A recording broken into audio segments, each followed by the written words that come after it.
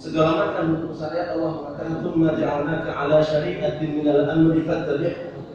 Kemudian kami menjadikan kamu berada di atas syariat, maka ikuti syariat itu, patuhi syariat itu, enggak boleh sedikit pun ada keraguan.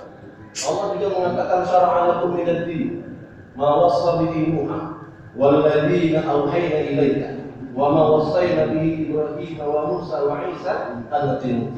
Surat Asy-Syura ayat yang ke-13.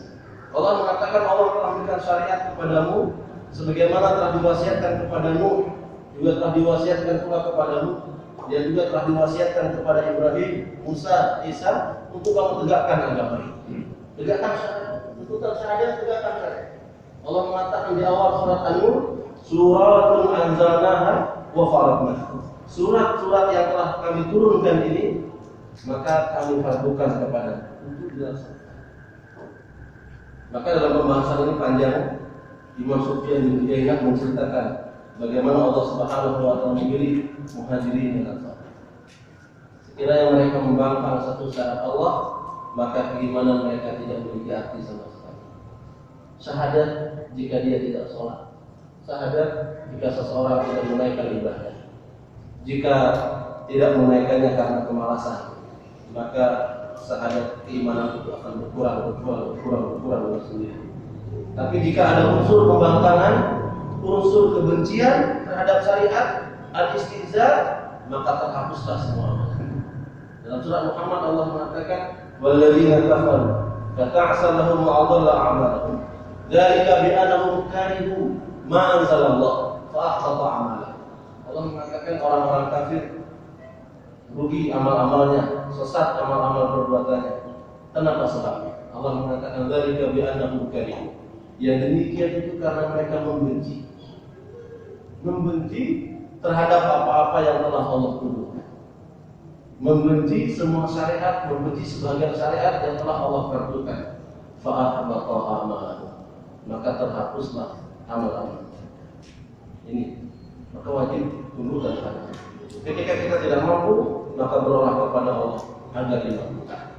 Ketika kita tidak siap dan kita tidak sanggup melakukannya, Allah Subhanahu wa taala hanya menuntut kita untuk bertakwa berdasarkan kemampuan kita. Taqullaha mastata'tum. Takwalah kamu kepada Allah menurut kesanggupan kamu. Kalau sanggupnya 10, berarti nilai takwanya 10. Kalau sanggupnya 50, berarti nilai takwanya 50. Kalau sanggupnya 100%, maka nilai ketakwaannya 100%. Maka Allah mengatakan yang paling mulia, yang paling maksimal takwa. Ini akramakum atqa. Kalimat atqa menunjukkan bahwa maksimal takwanya. Orang yang paling maksimal, yang paling mulia di sisi Allah adalah yang paling maksimal dalam ketakwaannya. Bukan orang berarti sanggupan sholat saya ya biasa-biasa saja. Ya nanti biasa-biasa saja. Takwanya juga biasa saja. Kemuliaan di sisi Allah juga kemuliaan yang biasa-biasa saja. Maka jika ingin mulia yang lebih tinggi, maka maksimalkan ketakwaan kita. Baik. Kemudian salah satu tuntutan syariat pula, tuntutan syahadat juga yang tidak boleh dinafikan, yang tidak boleh diajukan. Yang hampir kita mendapati kaum muslimin sebagian besar mengajukan tuntutan ini, yaitu beradab dan berakhlak. Seseorang ketika sudah mengucapkan syahadat, maka dia harus memiliki akhlak dan adab. Sehingga Rasulullah SAW mengatakan termasuk di antara orang mukmin yang paling sempurna syahadat, yang paling sempurna imannya, ternyata bukan yang paling banyak salat, bukan yang paling banyak haji. Rasul mengatakan akmalul mukminina iman, orang mukmin yang paling sempurna imannya, ahsanuhum khuluqan, yang paling baik akhlak. Kalau akhlaknya, adabnya paling baik, maka dialah orang mukmin yang paling sempurna itu. Buat apa mengucapkan syahadat kalau masih berbohong?